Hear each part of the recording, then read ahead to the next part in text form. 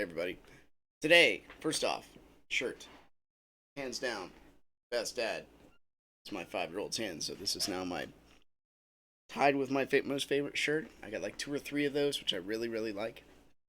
This is one of them. She made it with her own little hands. It's a good thing. So, pouring through this book again, my work journal, or I guess, how would you put it? My thought life while at work. Because it's healthy to think about something bigger than what you're doing in order to stay sane. Sometimes I was talking to a lady today, and she looks at machine parts all day to make sure they are in the correct box. That's all she does for 8 hours. So she plays music and she gets up and talks to people, and I'm like, you all right? She's like, I'm just trying to stay sane. I'm like, yeah, you look at machine selfies all day. I guess it's kind of not, it's non plus, but somebody has to do it, or maybe we can pay for something that will take care of that for us in the future. I don't know. It's still a job. So this is what I do to stay sane in my uh, gray warehouse, because the uniforms we wear are also gray, as well as the floor and the ceiling. Gray is the color. So we got to sit down one time, and this was months ago, and we had the CEO of the company. Basically, he was doing a pitch to have everybody that's working from home all the time basically come back to work or don't come back, and we'll just send you a severance check or something, because that time was over. It's no longer. We have to come back to work. Everyone's bored of COVID. No one's buying the hype anymore. There aren't droves of people dying, etc., etc. So that's where we are. So he started out by saying, "I am so thankful." So the first thought in my head was, because I'm sitting here with my book and my friend Ethan's next to me. I'm like, who's he thankful to? If you don't espouse something transcendent, then that leaves you with very few options. So I'm going to read what I wrote here, because I think it's kind of articulate, because it's basically like you're forming the algebraic, algorithmic map of thought and ration and reason. Um, this is where truth comes into play, and I think you could pretty much figure. You see the camera shaking. It's because the kitty cat decided it's time to get on the table, which is where all my stuff's hidden, or sitting on rather. So I wrote it down because this was a time when I think Ukraine also was being, it's like starting to be invaded. So luckily the COVID hype was down, and the media could peddle reality in another form of darkened disturbance, darkened disturbance by making Putin the enemy. And you can see we have not really gone to all out war. So my thoughts on that are, I actually made another video on that. It's like it's hard to tell in a world where they will try to trick you in order just to watch them longer. Sensationalism. It's when wars and rumors of wars are hyped. When a villain outside of ourselves is presented, rather needed. Thank God for Putin, our political ruling class, lest we eat ourselves. As the loudest voice, which is to make certain people the villain. By establishing the master slave race paradigm per Nietzsche. That's the idea that if the world needs a master slave race. You need somebody constantly being oppressed, and you need an oppressor. You need them to push against each other. Because if you don't have that, if you eliminate one of them, then the whole system eats itself. Because there's nothing to push against. So it's just gonna, we can kind of see that right now. It's the degradation of society is what that ends up in. Heaven forbid we just learn better ways to deal with the elements and explore God's world, almost as if we wish not to think of meaning or meaningful ways of life. Alone with mortality is tough. Living in a survival mode is easy as it's automatic. And one almost needs to be in the darkness of anxiety in a survivalistic animal ecosystem to understand the beauty of a clear, intentional, and articulated world where play, specifically for children, is possible. Now that's definitely something out of Jordan Peterson, because I know I was pretty heavy into him at the time too. I am now sort of, but not nearly as much. Like you can only a person only has so much content, and then he doesn't have any more, and then you get to go watch the other stuff. So I haven't really done that so much, but that makes sense, right? If you are just your emotions, and you're just your power, and you're in control, and you just go to sensationalism, then it's all you. Who are you thankful for? Who are you thankful to? You only have yourself to be thankful to, because you did everything yourself. And this is the paradigm of power. It's not even recognize anything outside of yourself. This is one of the things that, like, you know, Christ says in Revelation, or not Revelations, I think he says in John, there will be wars and rumors of wars. So that means people are just going to be pointing everywhere. Look over here, look over here. And he's like, don't believe them. It will present itself to you when it comes. You will understand. Because we have basically the dying media who's trying so hard to get viewers, but they can't because they're not adapting so much to the internet world as maybe other places are. But they still want to be some of the sole focuses of talking points, because if they talk about something and don't talk about something else, it's literally like funneling propaganda. And that's the idea of power. Like, if you're on the top, you win. So if you're the only thing being talked about, then you win. So free speech, get out of here. We don't want everybody talking. No. That's not good. We need one person talking as loud as humanly possible. Doesn't matter how many people he represents, and he's the winning class. And we can sort of see that right now. Our society. Let me back up a bit. So when things get dark, you can understand what is good, right? How beautiful society actually looks. This is on the tail end of the Roe versus Wade kind of thing. So what did that really do? The Roe versus Wade thing basically said you now have the option per state to ban or not ban abortions instead of it being federally legal. So there was no conversation anymore. Now you can just kill your baby. Never mind discussing what life is. Never mind the different parts of the world. Sorry, different parts of the nation are different. Different parts have different mentalities here or there, wherever you go. It's just legal because we say so. And that's 60 million babies, 60 million lives. The most oppressed group in the nation is the unborn. You can't pitch it any other way. It's extremely difficult. Then you get to the question, like, what does it mean to be life, and why shouldn't it be my body, my choice? We'll talk about that later, maybe. I don't know. Our society would do well to build itself on the graves of our fathers, knowing how much depravity they and we are capable of. That can only come from a proper study of history.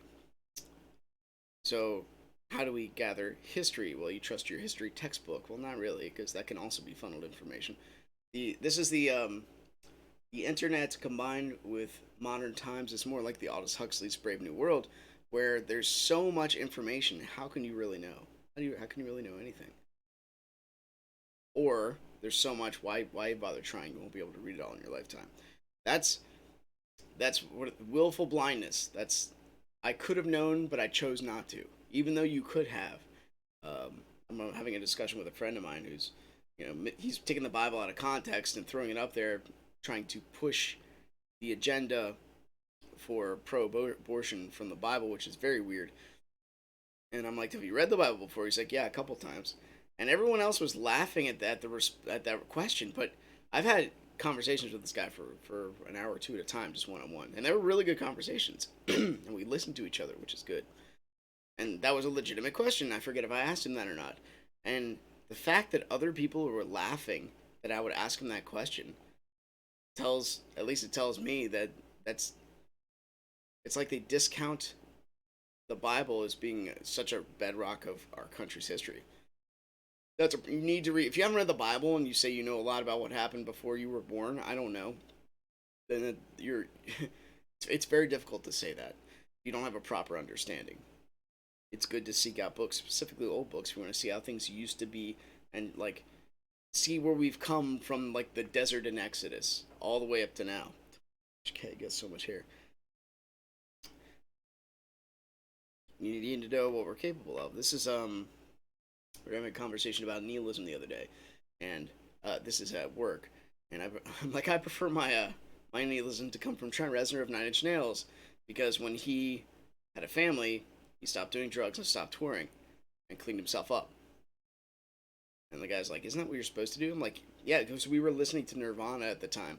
I'm like, yeah, not blow your head off. He's like, well, I don't think he blew his head off. I'm like, that's besides the point. Like, there's an ideal you have to get to. But anyway, the grunge scene, because that was coming from Nirvana, you can trace that from like the grunge scene to the beatnik even some of the 70s or 60s music, all the way back to like when people saw the atrocities committed at Auschwitz. I mean, it's not that tough. It's not that tough to picture. It's almost like the story of something is more horrible than the act itself, but not really, because you can just do the act, and it's not terrible unless you think about it in a story complex context. If you kill another human being, so what? You kill him, but then you look at it in a story context. Well, you just deprived children of their father, and you just murdered. That means you might murder again in the future. So now we're taking a small little point and we're broadening the whole context of it and seeing, do you deserve to really function in a society where people coexist and don't kill themselves? I mean, that's what, as far as I can tell, what government's supposed to do. Make sure you have permission to operate in a functioning society. If you violate certain rules, odds are you'll do it again. Maybe at a much greater stake, so we're going to give you a penalty. When it comes to murder, well, that's existence itself. So you got to really weigh that, and that's like a half a step away from abortion. So it's good to know where this stuff comes from. It's good to know how dark mankind can be. It's good to know which, I guess, governmental systems work and do not work. We know, okay, we know there's every government system, because it has man in it and different men in it with different ideas and different agendas. We know everything is corrupt. But which one is the best option? I mean, this is the what the Ronald Reagan quote, right? Democracy is terrible except for every other form of government. And that's pretty much how it is. So, and how every society has existed with even the religious social structure underneath it. Like, is man just being a piece of the earth that gets recycled in reincarnation? Does that cause people to flourish and things to get better? Does man being cast into the oblivion, does that make people better? Like, these are societies that act on these ideas. Does having a king, the king's word literally being divine, and he can do whatever he wants with no pushback from the people, does that make a society flourish? Or does seeing your fellow man as made in the image of God and going from there, giving him dignity the second he's even conceived, is that human? Is does that? And so far, since the Constitution of the United States, I think is the longest one running. Even if it's not, the country that's as massive as ours still functioning under that, it's a miracle in itself.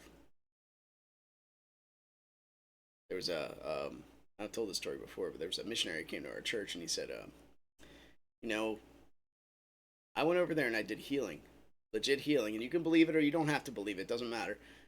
But when I started telling these people who I healed about the United States, about how you could worship freely and no one does anything, you can worship the way you want to, then they asked me, what's the greatest miracle? You healing me or a whole nation allowed to worship the way they want?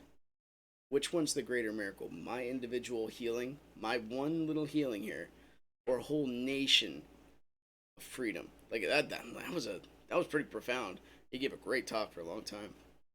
Anyway, postmodernism and nihilism are the easiest and most rational directions to aim, as they are the easiest and most experienced. Only heaven will tend to reduce a conversation to simpleness. Yeah. The simplicity of a life of play is just that. Not serious. But what would heaven be but a proper place to work and play? So that's an interesting conundrum, right? Because well, as far as I can tell, at least the man, between the male and the female structure, you create walls in the garden with you protect your family. That's your duty. If you watch What Is a Woman, that's the tribe he talks to in Africa. He's like, yes, your duty as a man. You provide food and you protect your family. That's your job. And the woman's job is to take care of everything else. And that's pretty significant, right? And they help each other out. It's complementary. It's not, okay, I'm done defending the house. I'm going to sit down for the next 8 hours. No. It's you help each other out and you help the children grow and you teach the children as well. And you keep going, and that way play can happen. So how does that look like in like a heaven context? Well, who knows what heaven looks like, but heaven's always in the future as far as the materialistic part of it has to go. It has to be transcendent. I think it has to be something you can't touch but you always reach for.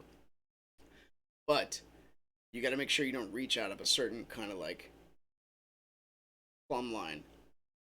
Because once you start reaching out of here, I'm like, ooh, this is like, What's needed to survive? Water, air, food.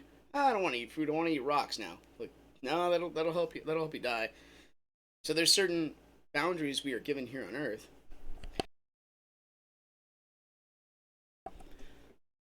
that we can't hope to violate. Because if we violate them, not only will we violate them, but that the next generation coming in, who's being taught by observing, they will be more likely to follow. The structure will be more likely to dissolve unless it's intentionally kept, something like that. So I make it a point to stay with my wife and not talk to other ladies. That's intentional. I can not be intentional with that and just follow the whims of, the male sex drive, because that's not hard. That's easy. It's easy to do things that are wrong, because anything's wrong. There's only like a narrow window of stuff that's right. I think it was Chesterton that said there's an infinite amount of angles you can fall down, but only one angle a man can stand up straight. Something like that. So I think that sounds pretty right. I'm thankful. Without a direction, where does this go? The two options that pull us back or hold us to a point in the past are postmodern uncertainty, nihilism with it, and nihilism with its oblivion. So that's certainty, nihilism. But postmodernism is never being certain. So those are two very bleak things that hold our country. If you don't believe in anything after death, it's hard to believe you don't live for literally the right now. But then you kind of negotiate, I guess, with your future and your past self, because you have to do things to justify your past sometimes. Then you have to be like, all right, I'm going to live another 60 years. How will this benefit me? Or can I exist in the society? And luckily, government is there with the Judeo-Christian block around it to hold society together. Because, I mean, heaven forbid we just destroy the Constitution. What is stopping utopia from coming in, right? Because utopia, every time I think of utopia, it's always a bad word, because it's like bloodshed, because you have to do what I say because I know what heaven looks like, and if that's the only way heaven's going to happen, and if you don't do it, heaven won't happen, so you got to be out of here. Cancel culture. See you later.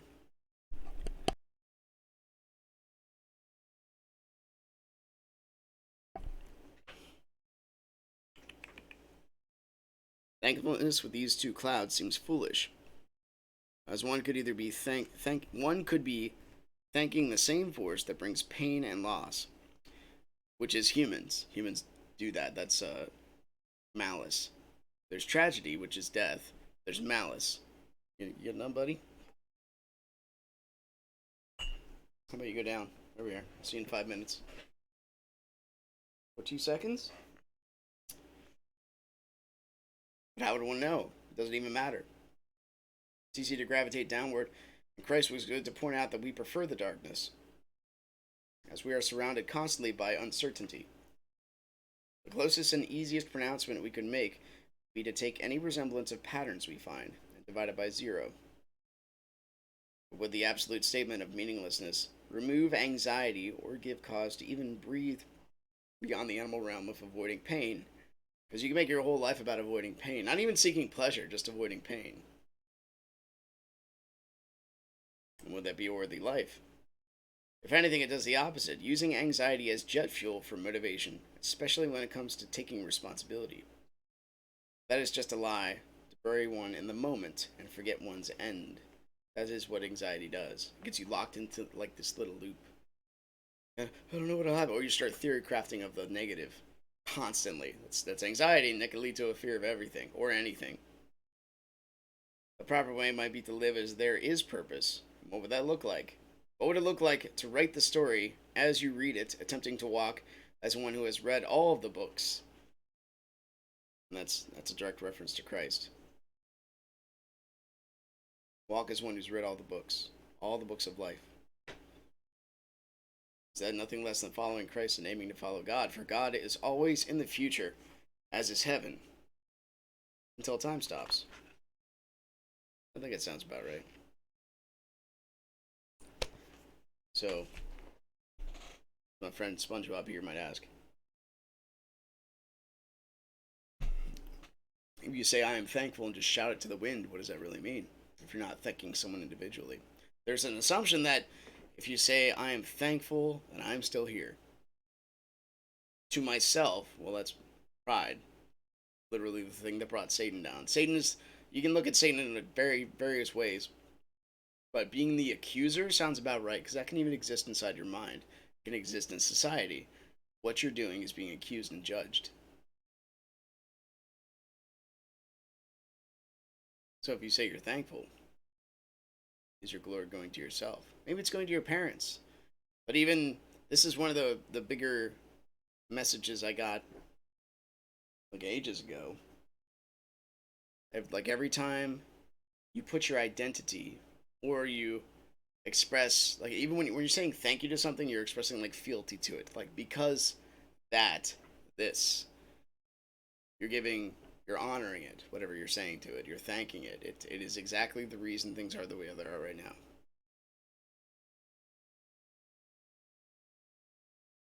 If you're giving thanks to yourself or thanks to the world as is, time plus matter plus chance,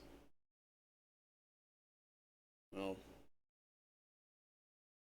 the odds are not in our favor. I just read Stephen Meyer's book, The Return of the God Hypothesis, and if you want to see evidence for, sorry, it's less evidence for intelligence design.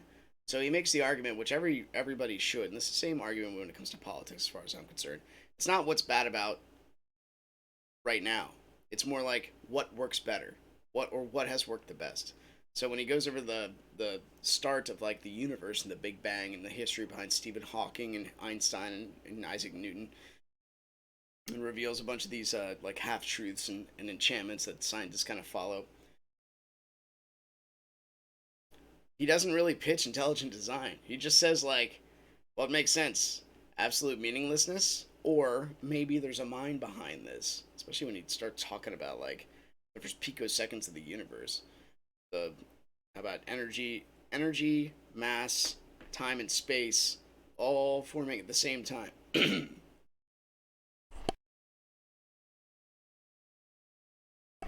is really fascinating. So if you're going time plus matter plus chance, that's a problem.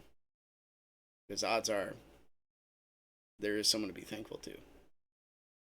And if you're not looking toward who you're thankful to, you just want to cast it to the wind, well, I guess that's your God.